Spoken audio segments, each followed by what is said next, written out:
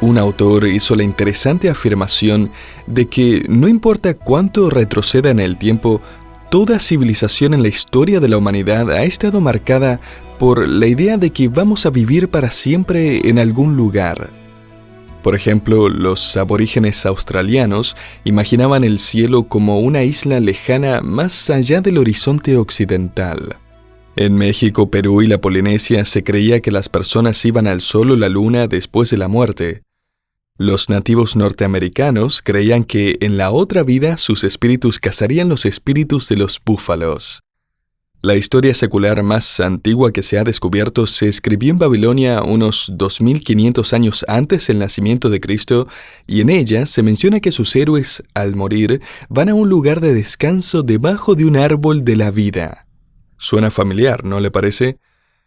En las pirámides de Egipto se sepultaba a ciudadanos poderosos y de la realeza, y junto a sus cuerpos embalsamados ponían mapas para que no se perdieran en la otra vida. Séneca, un filósofo romano, dijo que el día que teme, refiriéndose al día de su muerte, es el cumpleaños de su eternidad.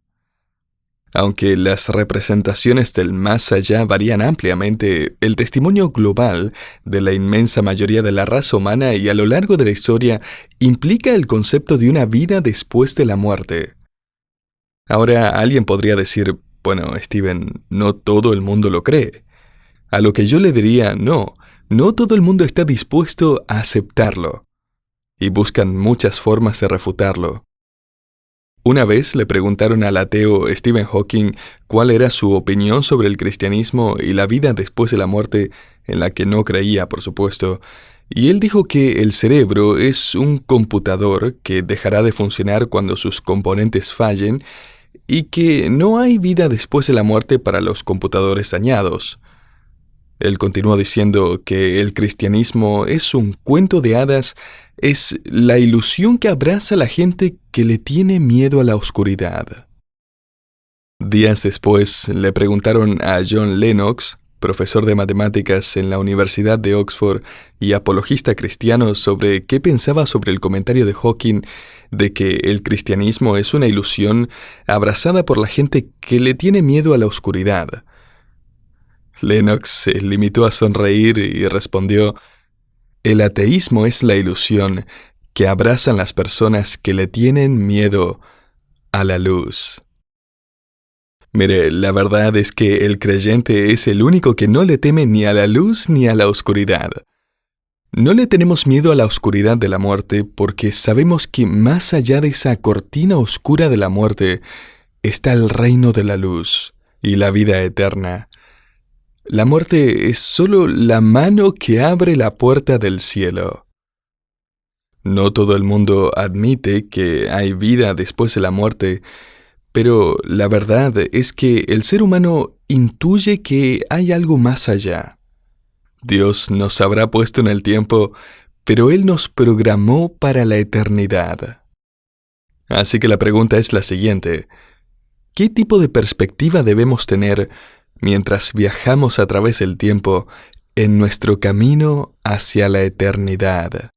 ¿Cómo debemos vivir?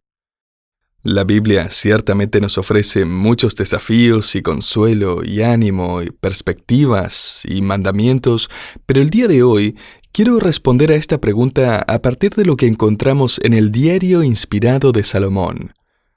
Volvamos al capítulo 3 de Eclesiastés para ver las 4 observaciones que él hace a partir del versículo 9. Quiero poner las observaciones de Salomón en forma de 4 exhortaciones para el creyente mientras éste viaja a través del tiempo en su camino hacia la eternidad. Exhortación número 1. No se desanime mientras Dios compone la historia de su vida. Salomón comienza diciendo: ¿qué provecho tiene el que trabaja de aquello en que se afana? Eclesiastés 3:9. La palabra traducida afanar se refiere a la carga de una persona, su carga de trabajo en la vida. O sea, ¿qué está logrando realmente en la vida con todo ese duro trabajo? Y ahora note la observación de Salomón en el versículo 10.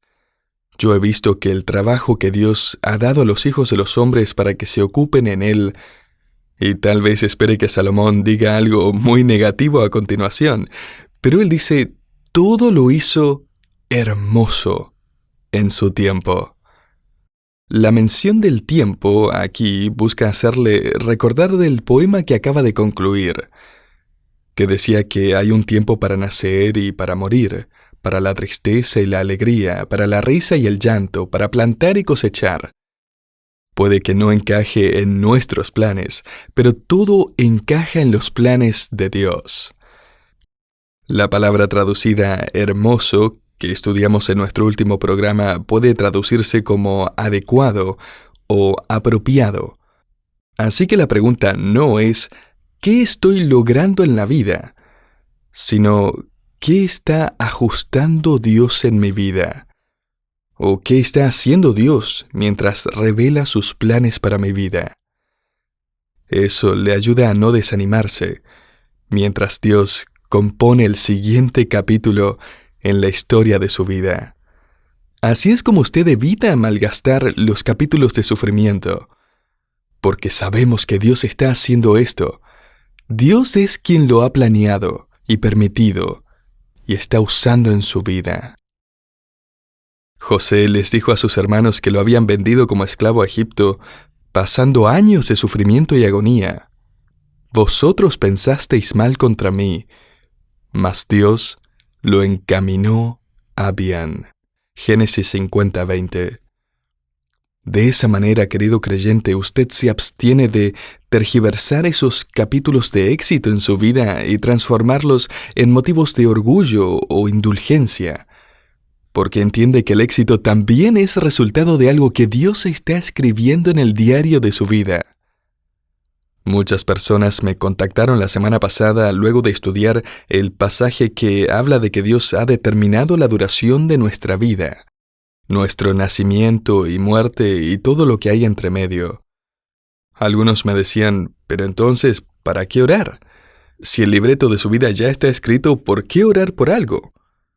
Mire, la Biblia nos dice que la oración marca la diferencia. Por ejemplo, en el contexto de pedir sanación y lluvia, Santiago dice que la oración eficaz del justo puede mucho, Santiago 5:16.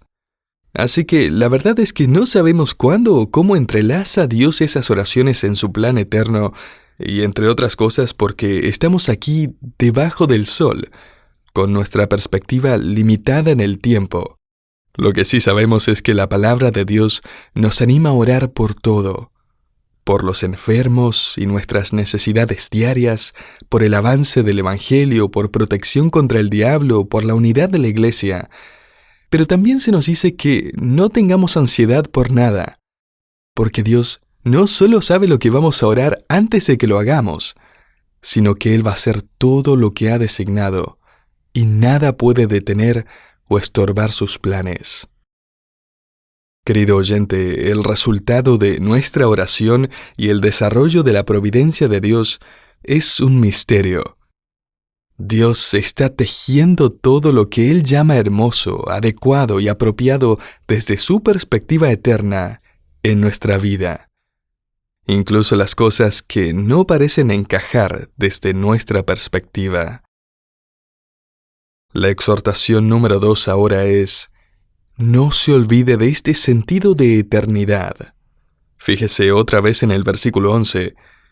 Y ha puesto eternidad en el corazón de ellos, sin que alcance el hombre a entender la obra que ha hecho Dios desde el principio hasta el fin. En otras palabras, este versículo está diciendo que Dios ha puesto en nuestros corazones el concepto, la idea, la realidad de lo eterno.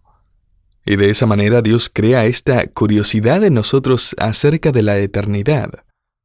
Pero como Salomón escribe aquí, a pesar de que Dios ha plantado en nosotros la convicción innata de la eternidad, no podemos entender y mucho menos anticipar lo que Dios ha estado haciendo desde la eternidad pasada y lo que hará en la eternidad futura. Esto es a menos que Él lo revele por medio de las Escrituras. Pero el hecho es que todos estamos programados para la eternidad. ¿Por qué? porque usted fue hecho a la imagen de un Dios eterno. Fue hecho para vivir eternamente. Y usted refleja esa inmortalidad al tener eternidad en su corazón y mente. Dios nos ha plantado en el tiempo, pero con un sentido implantado de eternidad. C.S. Lewis lo escribió de esta manera: si encuentro en mí un deseo que ninguna experiencia de este mundo puede satisfacer, la explicación más probable es que fui hecho para otro mundo. Salomón ahora hace una tercera observación. Con ella nos dice cómo debemos vivir en el tiempo mientras nos dirigimos hacia la eternidad. Esta es la tercera exhortación. No pierda la alegría de las cosas simples.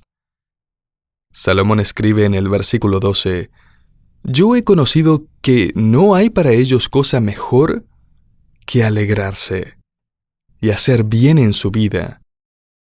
Y también que es don de Dios que todo hombre coma y beba y goce el bien de toda su labor.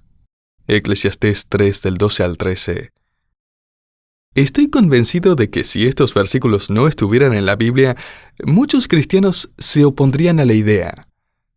De hecho, aún con estos versículos, muchos creen que está mal sentir cualquier tipo de placer, como si todo placer fuera carnal o pecaminoso.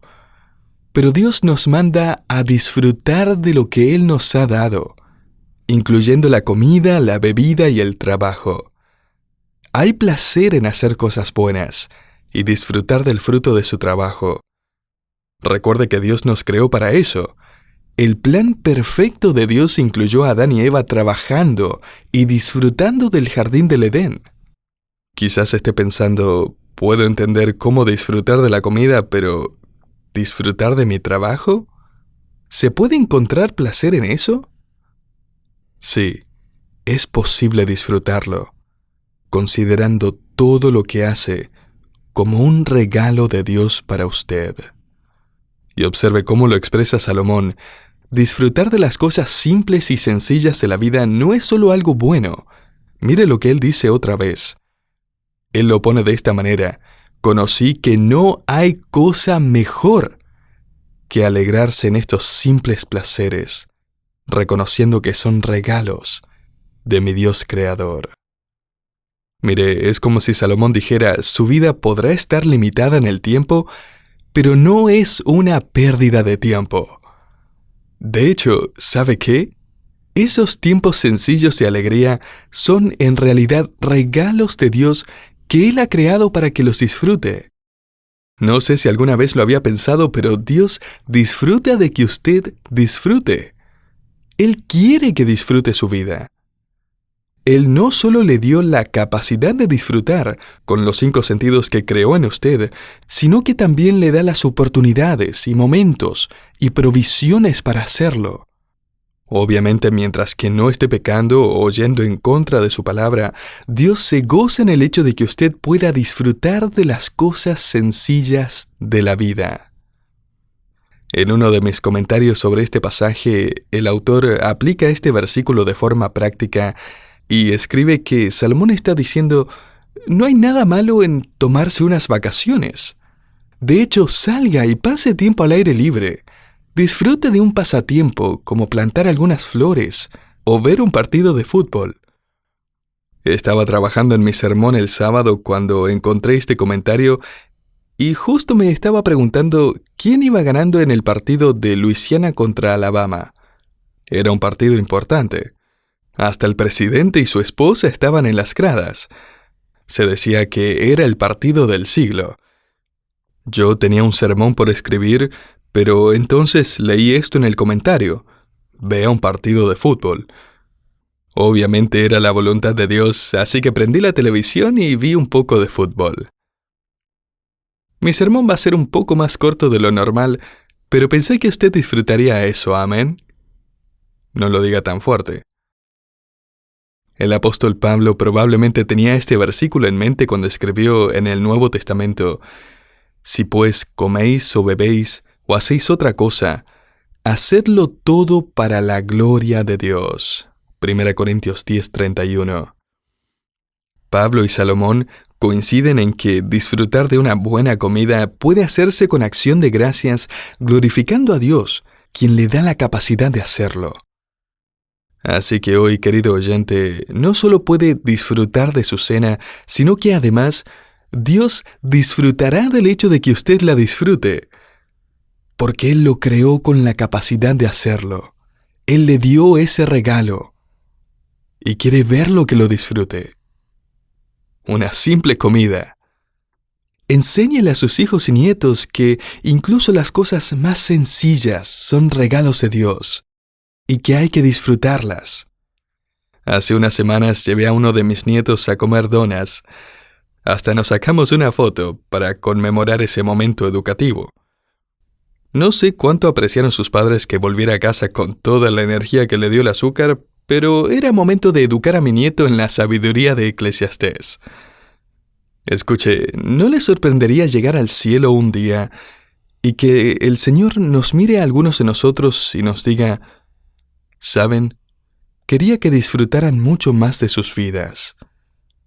Les di muchos pequeños regalos para que los disfrutaran, pero normalmente estaban buscando otras cosas. Se perdieron tantos de los regalos que les di en el camino.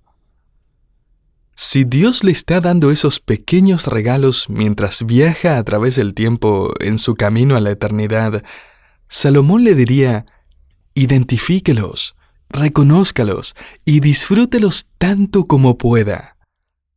Vienen de la mano de su eterno y gozoso Dios. Llegamos finalmente a la exhortación número 4, que es: no pierda de vista la soberanía de Dios. Fíjese en el versículo 14. He entendido que todo lo que Dios hace será perpetuo. Sobre aquello no se añadirá, ni de ello se disminuirá. Y lo hace Dios para que delante de Él teman los hombres. En otras palabras, tener una visión adecuada de la soberanía de Dios nos lleva a temerle. Esa es la expresión hebrea que equivale a confiar en Él, a sentir temor ante Él y adorarle. ¿Por qué? Porque sus planes para usted son perfectos. Su vida y todo lo que ha pasado en ella no es un error. Ahora note de nuevo el versículo: todo lo que Dios hace será perpetuo. Permanece para siempre. Nada se puede añadir o quitar. Es decir, nada puede agregarse a su plan y nada puede quitarle lo que Él ya ha decidido hacer en su vida. Dios nunca necesitará usar un borrador en su vida. Él nunca ha dicho: necesito agregar esto. No lo vi venir. Necesito quitar aquello otro. No, Dios nunca tiene que reescribir nada. Incluso cuando parece que Dios no está gobernando desde el cielo, Él lo está haciendo. Cuando el mundo está lleno de caos, y quizás su vida es confusa y caótica en este momento también, confía en la promesa de que Dios está ordenando el caos para cumplir sus planes soberanos. Cuando las cosas parecen desmoronarse, Dios está organizando las piezas que caen para que encajen en el plan de sus propósitos eternos. Salomón escribe prácticamente que lo que Dios hace no solo es para siempre, sino que es impecable. Y eso es porque solo Dios tiene una visión eterna. Él puede ver cómo todo encaja desde la eternidad pasada hasta la eternidad futura. Un autor escribió que solo Dios tiene una visión clara de las cosas porque es una visión eterna, mientras que todo lo que nosotros podemos ver es un punto de vista. Y nuestro punto de vista no es más grande que un pequeño punto en toda la historia. Esta es una verdad que le dio seguridad y esperanza a Job, quien escribió al final de su sufrimiento: yo sé que tú puedes hacer todas las cosas, Dios, y que ningún propósito tuyo puede ser estorbado. Job 42:2. Salomón escribió en el libro de Proverbios: todas las cosas hechas por el Señor tienen su propio fin. Proverbios 16:4. Escuche, No podemos saber todo lo que la mano de Dios está haciendo en el misterioso flujo de nuestras circunstancias y vida. De hecho, tal vez usted lucha con la verdad de que Dios es soberano sobre su vida. Y créame, seguimos siendo responsables de someter nuestras vidas a Él y levantarnos de la cama en la mañana para obedecerle. Nos sometemos a Él. Eso es lo que Salomón escribe aquí. Le tememos. Es decir, que le adoramos, elegimos caminar con Él y confiamos en Él, y reconocemos también que la vida es lo que pasa mientras estamos ocupados haciendo otros planes. Permítame expresarlo de otra manera. La vida que Dios ha planeado para nosotros se da mientras estamos ocupados en otros planes. Y confiamos en Él, porque Él ve desde la eternidad pasada hasta la eternidad futura. Sus planes son mejores que los nuestros, sin duda. Querido oyente, la soberanía de Dios no debería asustarnos, debería alegrarnos y llenar de paz nuestro ser. Porque Él hará lo mejor, porque Él nos ama, y Él tiene una perspectiva eterna y el poder y la autoridad para hacer su voluntad. Como verá, con un Dios como soberano sobre todo, no existen los accidentes.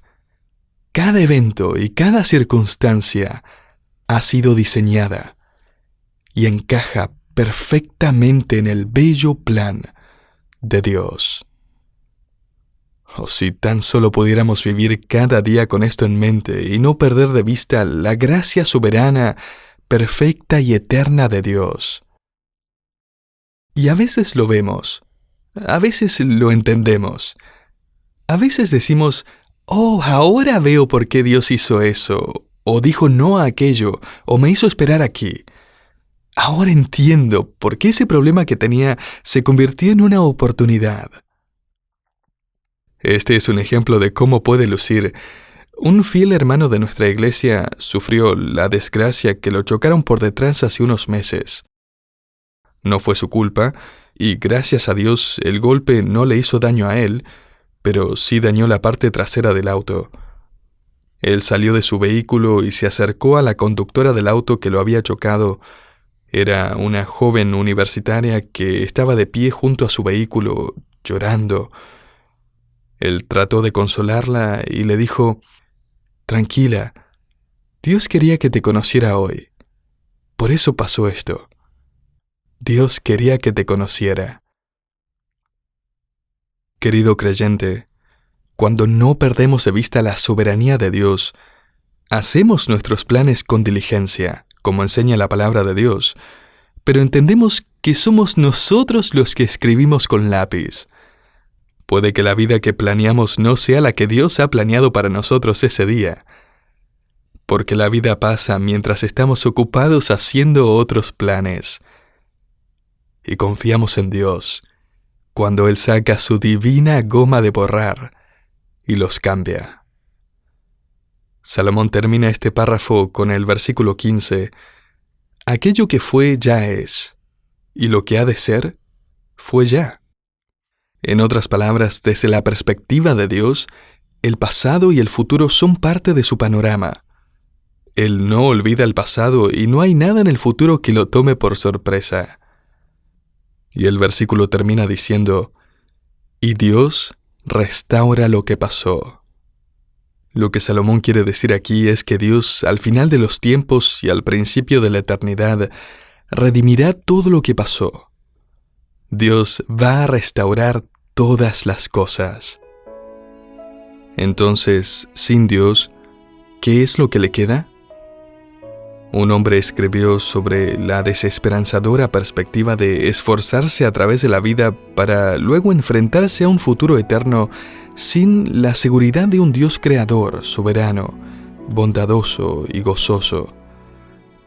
Se llamaba Clarence Darrow y fue el abogado que defendió la evolución en un famoso juicio en 1925 que cambió trágicamente el curso de la educación escolar en los Estados Unidos.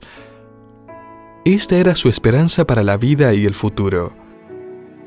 Él escribió que la vida es como un barco sacudido por cada ola y ráfaga de viento. Un barco que no se dirige a ningún puerto o bahía, sin timón, sin brújula, sin conductor, que flota simplemente durante un tiempo y luego se pierde para siempre en las olas. Salomón no estaría de acuerdo, ya que anima al creyente a viajar por la vida en su camino hacia la eternidad, sin perder de vista la soberanía de Dios. De esa manera no va a perder la alegría de los simples y pequeños eventos creados por Dios. Y al reconocer que Dios ha puesto eternidad en su corazón, evitará perder el ánimo, mientras Dios escribe la historia de su vida.